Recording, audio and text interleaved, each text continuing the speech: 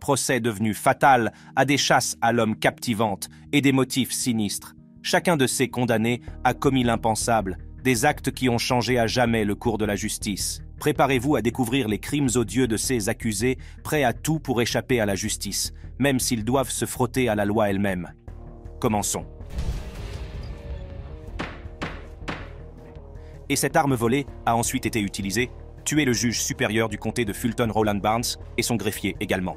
La fusillade qui a conduit au meurtre d'un juge en pleine salle d'audience restera gravée dans l'esprit de tous ceux qui en ont entendu parler. Le 11 mars 2005, une scène d'une horreur inimaginable s'est déroulée entre les murs du palais de justice du comté de Fulton.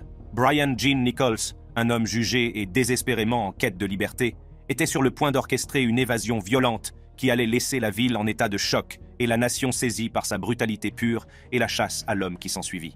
Tout a commencé lorsque Brian Nichols a comparu devant le tribunal pour le viol, l'enlèvement et l'agression d'une ancienne petite amie.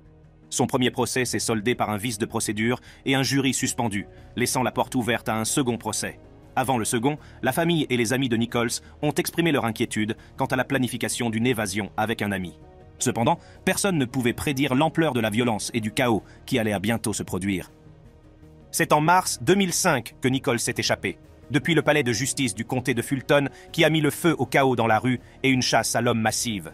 Le 11 mars 2005, Nichols devait se présenter au tribunal pour le début du procès. Ses plans ont été mis en œuvre lorsque, dans une démonstration brutale de violence, il a maîtrisé l'adjointe du shérif Cynthia Hall alors qu'elle était en train de se changer. Avec une efficacité impitoyable, il s'est emparé de son pistolet de service Glock de calibre 40 et, dans une attaque sauvage, l'a battue jusqu'à ce qu'elle tombe dans le coma. Nichols, désormais armé et habillé en civil, s'est lancé dans un carnage meurtrier. Brian Nichols, qui était à l'origine au tribunal. Un nouveau procès pour une accusation de viol a eu lieu en raison d'un excès de pouvoir. Un adjoint du comté de Fulton à l'intérieur du palais de justice, il l'a battu et lui a volé son arme, ce qui a été le début d'un déchaînement meurtrier. Il a rencontré 2 responsables de dossier et un avocat qu'il a tenu en joue, exigeant d'être conduit au cabinet du juge Roland Barnes. Lorsqu'un sergent a tenté d'intervenir, Nichols l'a forcé à menotter ses collègues et a déclenché une alarme que Nichols a tenté de faire taire à l'aide de la radio de White. L'alarme n'a guère empêché la tragédie qui a suivi. Nichols a fait irruption dans la salle d'audience et, sans la moindre pitié, a abattu le juge Barnes et la sténographe Julie Ann Brando. Alors qu'il fuyait la scène de ces crimes odieux, il a rencontré le sergent Hoyt Teasley et, de sang-froid, a également mis fin à ses jours. La violence ne s'est pas arrêtée au palais de justice. Peu après avoir quitté le palais de justice, Nichols a abattu un autre adjoint. Il a passé toute la journée en cavale et s'est rendu le soir même dans un foyer de Buckhead et a tiré sur un agent fédéral avant de lui voler son arme et sa camionnette. L'évasion de Nichols a été aussi effrontée que sanglante. Il a volé plusieurs véhicules, laissant une traînée de terreur à travers Atlanta. La ville est devenue un terrain de chasse, le visage de Nichols apparaissant sur les écrans de télévision du pays, notamment dans la célèbre émission America's Most Wanted. Une récompense de 65 000 $ a été annoncée pour toute information permettant de le capturer, mais Nichols est resté insaisissable. La ville d'Atlanta était sur les dents. Ses rues grouillaient de forces de l'ordre, alors que la chasse à l'homme pour retrouver Brian Gene Nichols s'intensifiait. Le public assiste, haletant et horrifié, aux recherches qui s'étirent d'heure en heure, alors que Nichols semble s'être volatilisé. Le deuxième jour, alors que le soleil se lève, la découverte est inattendue. Ashley Smith, une jeune femme vivant à Duluth, en Géorgie, s'est retrouvée face à face avec l'homme recherché. Nichols avait forcé l'entrée de son appartement et la tenait en joue. Mais Ashley Smith, faisant preuve d'un courage et d'un sang-froid extraordinaire, jouera un rôle essentiel dans la fin de cette épreuve. Pendant 7 heures éprouvantes, Madame Smith a engagé la conversation avec Monsieur Nichols, lui racontant des histoires personnelles, notamment la mort tragique de son mari. Elle lui a lu des extraits de The Purpose Driven Life et, dans une tournure surréaliste, lui a fourni de la méthamphétamine. À l'approche de l'aube, l'empathie et les mots de Madame Smith semblent atteindre Monsieur Nichols, semant dans son esprit les graines de la reddition. Après avoir partagé un repas de crêpes, Nichols, peut-être ému par la gentillesse de Smith ou par la prise de conscience de son sinistre destin, l'a autorisé à partir rendre visite à sa fille. Saisissant l'occasion, Madame Smith a appelé le 911, ce qui a conduit les autorités à son appartement. Nichols a déclaré que la consommation de drogue et d'alcool avait joué un rôle dans les décisions qu'il avait prises ce jour fatidique. « Je pense que j'ai déliré. Je pense que les drogues et l'alcool a joué un rôle dans ces délires. » La capture de Nichols, due en partie à la bravoure d'Ashley Smith, a permis à une ville en proie à la peur de tourner la page. Il a finalement été condamné à plusieurs peines de prison à vie, sans possibilité de libération conditionnelle, le 13 décembre 2003, après avoir été épargné par plusieurs condamnations à mort. Nous avons aussi souvent rapporté la lutte contre la violence armée à Chicago. Aujourd'hui, un homme qui défend la justice a été le dernier à être abattu. En avril 2017, le juge Raymond Miles du comté de Cook a été abattu devant son domicile dans le quartier de Roseland à Chicago. Cependant, Joshua Smith, un homme aux antécédents criminels, allait se retrouver au centre d'un acte odieux qui allait faire les gros titres dans tout le pays. Il ne s'agissait pas d'un crime quelconque, mais du meurtre calculé d'un juge respecté du comté de Cook. Joshua Smith n'est pas étranger à la vie criminelle et au démêlé avec la justice. Son premier démêlé connu avec la justice remonte au début des années 2000. Par un étrange coup du sort, il s'est retrouvé devant le juge Raymond Miles pour une accusation mineure liée à la documentation d'un véhicule. Bien que l'affaire ait été classée, elle a marqué le début d'une série d'événements qui ont mêlé son destin à celui du juge. En 2003, Smith est passé à des délits plus graves, ce qui l'a conduit à être condamné pour vol à main armée avec une arme à feu au centre commercial River Oaks. Ces actes lui ont valu une condamnation à 6 ans de prison, une période qui devait ostensiblement lui permettre de réfléchir et de se réhabiliter. À sa libération, Smith a décidé, pendant un bref moment, de s'engager sur une voie apparemment rédemptrice.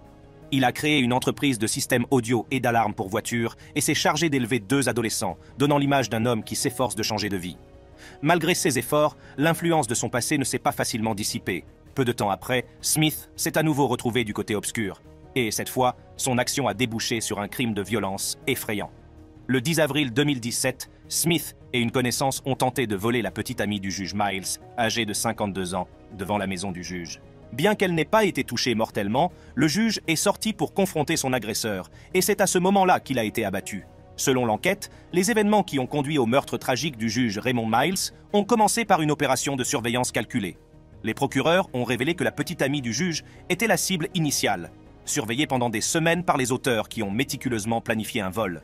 Ils ont appris ses habitudes, notant qu'elle quittait la maison tôt le matin, un détail qui allait préparer le terrain pour la rencontre fatidique. Le juge, âgé de 66 ans, et sa compagne. Nous nous rendons à la salle de sport tôt ce matin, quand un homme armé a échangé des mots avec la femme dans l'allée. La police affirme qu'il l'a ensuite abattu et qu'il a tiré sur le juge 4 fois lorsqu'il est sorti de chez lui pour voir ce qui se passait. Cela s'est passé le 10 avril 2017. La petite amie du juge, sans méfiance et sans défense, a été approchée par le tireur. Des coups de feu ont retenti et, dans le chaos, le juge Miles, entendant le vacarme, s'est précipité à l'extérieur pour affronter l'assaillant. Une confrontation qui lui coûtera la vie. Bien que Smith n'ait pas appuyé sur la gâchette, son implication présumée en tant que conducteur du véhicule de fuite, une Pontiac orange, l'a placé sur les lieux du crime. Sa comparution volontaire au poste de police a conduit à son arrestation et à son inculpation pour meurtre au premier degré, coups et blessures et obstruction. Nous pensons que cela pourrait éventuellement être un voleur potentiel. Nous ne savons pas si quelque chose a été pris à ce moment-là. Alors que Smith a été placé en détention sans caution, les recherches pour retrouver le tireur se poursuivent. L'arrestation de Smith et les recherches en cours pour retrouver le tireur ont apporté une certaine réponse au crime, mais n'ont guère atténué le sentiment d'injustice qui régnait dans la ville. Bien que rien n'ait été dit sur sa condamnation éventuelle, Smith a été maintenu en détention sans caution. Une femme de North Lauderdale en état d'arrestation. Après un accident mortel avec délit de fuite, cela a tué un juge fédéral. En avril 2021, la juge Sandra G. Feuerstein du tribunal de district des États-Unis pour le district oriental de New York a été tuée lors d'un délit de fuite à Boca Raton, en Floride. Nastasia Snape, qui prétendait être Harry Potter, était la conductrice de la voiture qui a heurté et tué Feuerstein, et sa revendication n'a fait qu'ajouter une couche surréaliste à une affaire déjà troublante. Préparez-vous à plonger dans les détails glaçants de ce malheureux incident. Nastasia Andrani Snape, une jeune femme de 23 ans, dont le nom de famille ressemblait étrangement à celui d'un certain personnage de la série Harry Potter, était sur le point de devenir le centre d'une histoire réelle remplie de tragédie et d'incrédulité. Jusqu'à ce jour fatidique d'avril 2021, Rogue était relativement inconnue, et rien ne laissait présager qu'elle serait bientôt propulsée sous les feux de la rampe, pour les raisons les plus odieuses qui soient. Ce vendredi-là, les actions de Rogue allaient déclencher une série d'événements qui allaient entraîner la mort prématurée de la juge Sandra Feuerstein et blesser gravement un garçon de 6 ans, Anthony Ovchinnikov. Nastasia Snape, 23 ans, est en prison. Elle est accusée d'avoir laissé un accident, impliquant la mort et une scène d'accident avec blessure. Au début de la journée, Snape était au volant de sa voiture et circulait dans les rues de Boca Raton. Des témoins ont raconté plus tard à la police que sa conduite était tout sauf normale. Elle manœuvrait son véhicule de manière erratique, contournant les véhicules arrêtés comme si le code de la route n'était qu'une simple suggestion. Vendredi, la police a arrêté Rogue après avoir dit qu'elle a roulé jusqu'à un trottoir de Boca Raton, a percuté 2 piétons, dont l'un Sandra Feuerstein, 75 ans, juge fédéral basé à New York. Un garçon de 6 ans a également été grièvement blessé. Sa voiture a quitté la route et est montée sur le trottoir où marchait le juge Feuerstein. Le juge Feuerstein, un juge fédéral âgé de 75 ans, a été heurté avec une telle force qu'il n'a pas survécu à ses blessures. Mais l'imprudence de Rogue ne s'est pas arrêtée là. Elle a continué à conduire, de nouveau sur la route, et a heurté le jeune Anthony qui traversait un passage piéton. Le juge bien-aimé gisait sans vie, et un enfant a été laissé dans un état critique. Pourtant, Rogue n'a montré aucun signe d'arrêt ou de remords en fuyant les lieux, conduisant dans la ville voisine de Delray Beach, où sa voiture a fini par s'écraser. Lorsque les policiers de Delray Beach sont arrivés sur les lieux du second accident, ils ont trouvé Rogue dans un état inexplicable. Les agents ont trouvé Rogue inconscient. Après s'être écrasée sur un autre site, ils disent que lorsqu'elle s'est réveillée, elle a commencé à agir bizarrement. Compris le fait de regarder dans l'espace, les enquêteurs affirment qu'à l'intérieur de l'ambulance, elle s'est battue avec le personnel médical prétendre qu'elle est Harry Potter.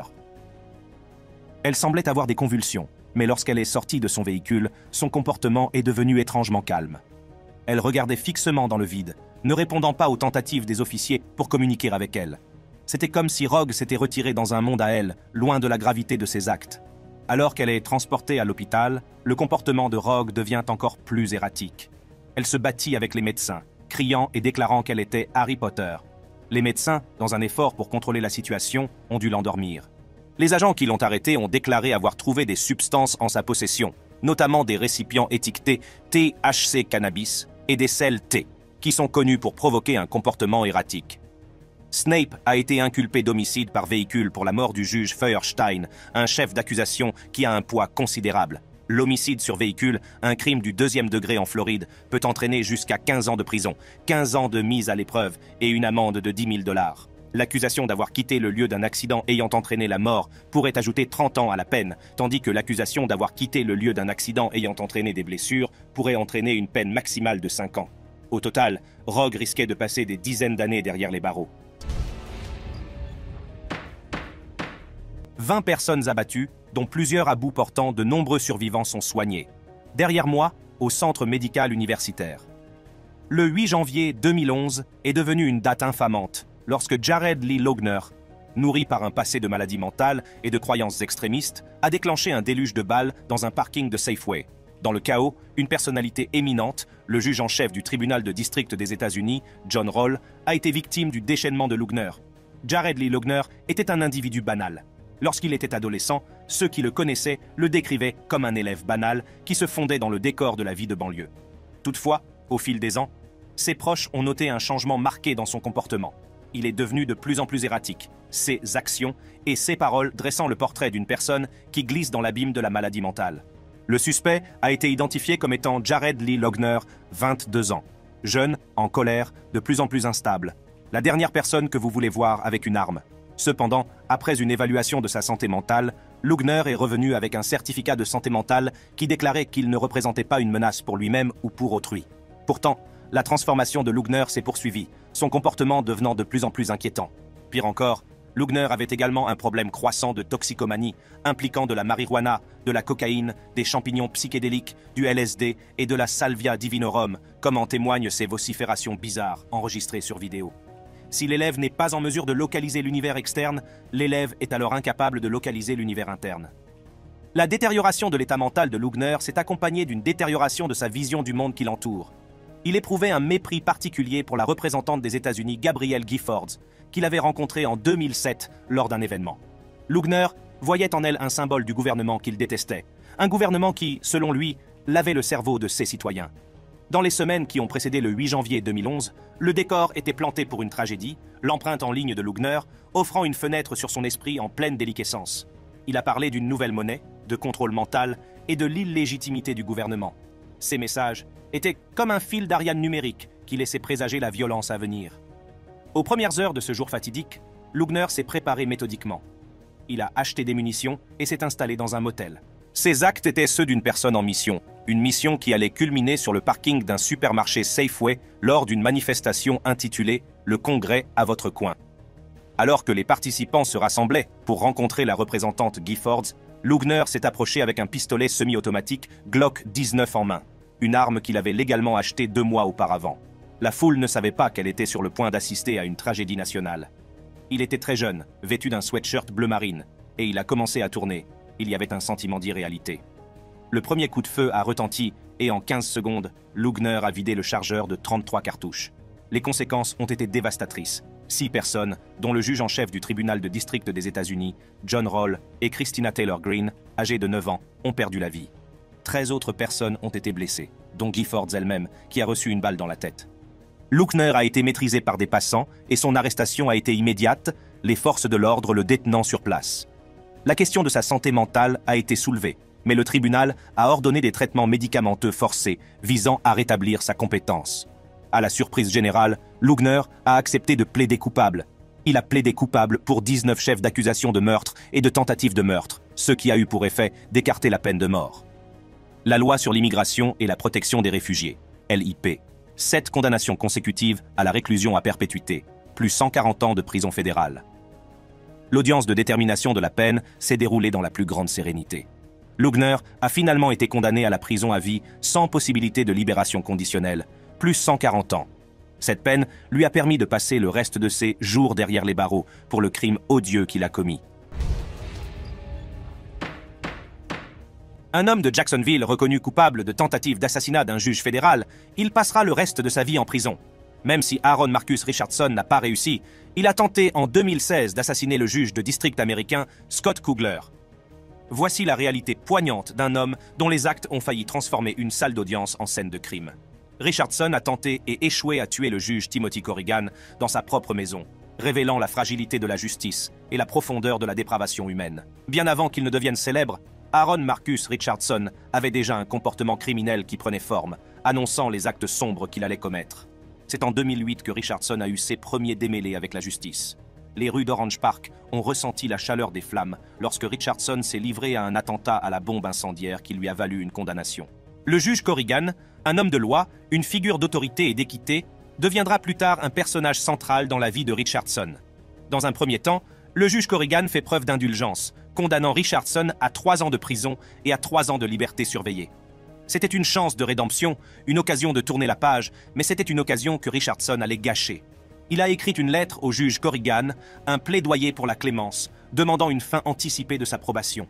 Il a également affirmé que les chaînes de sa liberté surveillée l'empêchaient de terminer ses études au Bethune-Cookman College.